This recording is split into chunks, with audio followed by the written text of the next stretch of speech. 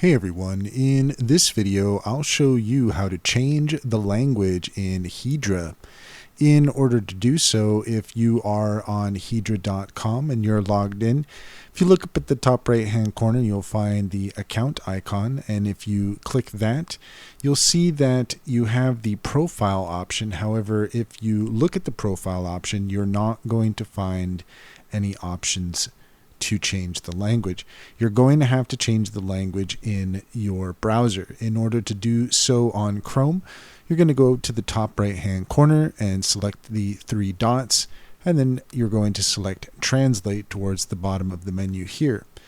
From there, you're going to select the three dots here, and then you can select Choose Another Language. From here, you can select any of the options on the list. We'll just go ahead and select that so that you can see for yourself.